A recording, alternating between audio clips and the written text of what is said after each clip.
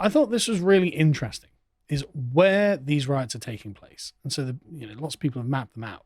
Now, I can't help but notice, right, very little of this. I don't know where number 4 is. Bristol. There was a riot. Bristol's bloody leftist, that's why.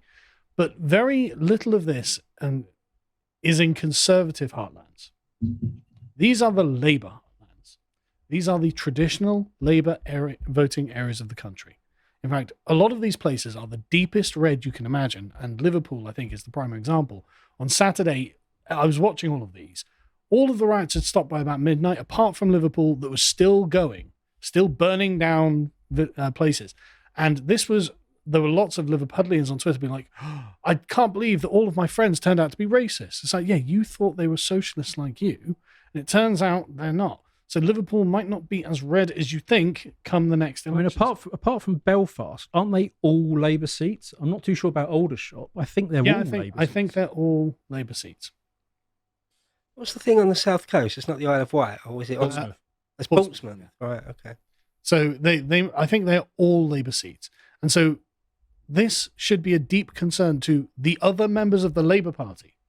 The MPs for these seats are all Labour MPs. Wow. What must they be thinking? Like, there's been no hint of dissent from within the Labour Party, but I think that's because Keir Starmer has been governing the party like a tyrant, the way he's governing the country. And I can't imagine that behind closed doors are all like, guys, are we all right with this? But this is remarkable brittleness. So if you look at Keir Starmer's share of the vote, I mean, the share of the electorate, it's about 18-19%. Yeah. I know we got like 34% share of the vote, but of the electorate as a whole, it's about 18%. Now, I'll just point out that less than Jeremy Corbyn. Well, it's less than the organic support that Saddam Hussein had. He had about the mid-20s level of genuine organic support within Iraq. So he has lower levels of support than that. And there's always been a coalition in Labour. Mm-hmm. And the coalition has been the Islamics, mm-hmm. it's been the working class, mm-hmm. and it's been the London intelligentsia. Mm-hmm. Now, the Islamics are increasingly peeling away. I think there are now 5 openly Islamic MPs in Parliament, 6 if you count Jeremy Corbyn as well, and they are going to peel away. Obviously, he's just declared war on the working class. Yeah. So through his ideological fervour and his lack of political skill, he's reducing the Labour Party down to the London intelligentsia. And good luck trying to win an election in 4 years' time when your starting position is 18% and you've just attacked the largest elements of those. Yeah. Do you know what it feels like to me? After the Peasants' Revolt in the late 14th century, the King Richard II said, I will treat you incomparably harshly. No, I'm not going to bend to anything you want. You will have the only captain you'll have is me. I think Starmer wants to do that, wants to be that and live that. It's not going to work. You're not a medieval king. But even then, did that again? If we look at that, go. No, go ahead. I was just going to reiterate my point from earlier that if we look at that map that the Daily Mail provided, the red wall is well and truly dead at this point. Well, yeah, that's the thing. How can Labour ever be expected to be elected again? So the Labour MP is currently occupying the seats where they're revolting, and Starmer is currently casting them out of British society, saying, well, hang on a second, Starmer. We need these people to vote for us because Reform are already the second party in the North. And that was after one election before all of this had happened, before you declared war on them. Yeah. Like now, I mean, just saying, if you wanted Reform, if you wanted a Farage prime ministership in 2029, this is how you go about getting it. Yeah, I'd certainly say that the odds of Reform as being the official opposition in 2029 have shot up. I think the odds of Farage winning it have shot up, to be honest. Yeah. But this is the point. So Starmer is declaring war on the Labour heartlands themselves. It is not in conservative areas that people are rioting. Even though there are lots of immigrants arriving in conservative areas, we're not rioting here. Because what this is the response of the Labour betrayal of the Labour voters, the working class voters in these Labour heartlands. And now what they're doing is revolting against the betrayal. And Starmer's like, no, I'm not having it. I don't need you. You're going to get back under the boot. And it's just like, this is crazy. This is absolutely crazy. I mean, I will be shocked if Starmer lasts his own term at this rate. Like, there's going to come a point where, I mean, literally kind of like Biden, everyone's just like, it's just not you. It's just not you. We just can't go on with you.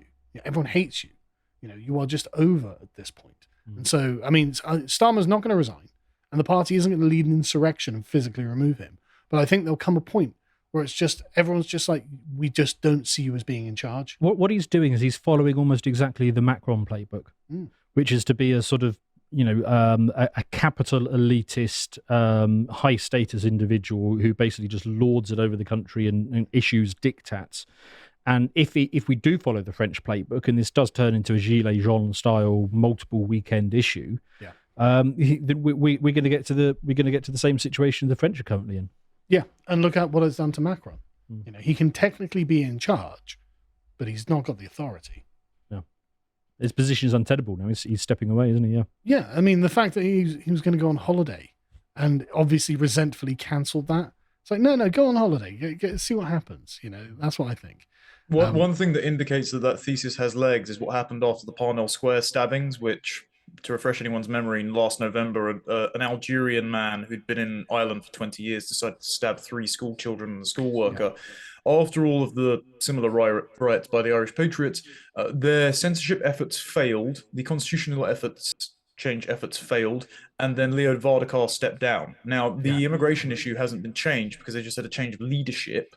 They're not still addressing the concerns of the people, but it does mean that the parties within themselves are ruthless enough to depose a leader who overcorrects in the face of opposition. And I reckon, so I got a tip from someone who worked on the Labour campaign that Angela Rayner herself expects to be sacked within 10 months because she understands that the party thinks she's thick. So that's why Starmer didn't want to leave her in charge to go on holiday. If Starmer's out as well, who do they turn to? Like Wes Streeting, maybe? Yeah. I mean, who's in the waiting? No, I mean... David Lammy. Yep, that'd be my choice. Yeah. Well, I mean... A Lammyocracy. First black president. Prime Minister. But and the thing is, actually, I think David Lammy would be less brick-headed about it than Starmer. But look at the way he's pivoted on Trump and stuff like that. Oh, no, I quite like Donald Trump now, actually. Lammy's not actually as stupid because he's an experienced politician.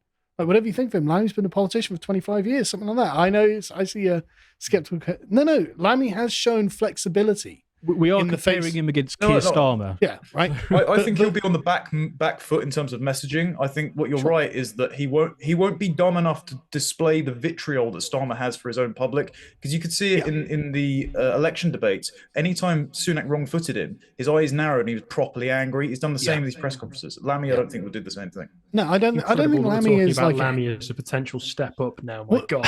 Well, no. The thing is, seriously, this is what it's been reduced to in less than a month. Well, this is the state of British politics, right? Lammy's stupid, but I don't think he's evil, right? And I feel the same about Jeremy Corbyn.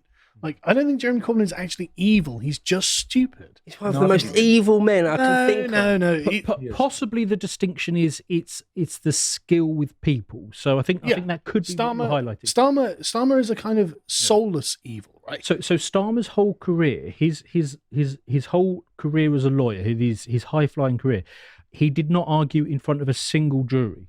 All of his cases were procedural that went before a judge. So he is a backroom lawyer, right? And then he took hold of the Labour Party and he became a backroom party manager. Yeah. And he is trying to use that sort of backroom technicalism to now run a country. He simply doesn't have the skill for engaging with people. So you can say what you like, but Jeremy Corbyn has popular appeal. Right, Jeremy Corbyn got 13.5 million votes. Starmer got 9. Yeah, like, sorry, there's just no doubt that Corbyn has a likability to him. Like, I know Josh, you're friends really with Jeremy Corbyn. Is he evil? I met him once. He's a bit weird. Not friends. With I didn't say I was friends with him. I said he put his hand on my shoulder once.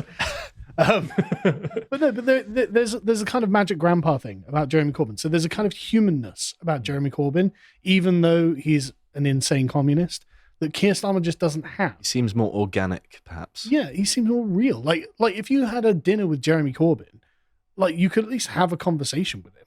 Whereas Keir Starmer sounds like the most boring person on earth and seems basically inhuman. To watch the full video, please become a premium member at lotuseaters.com.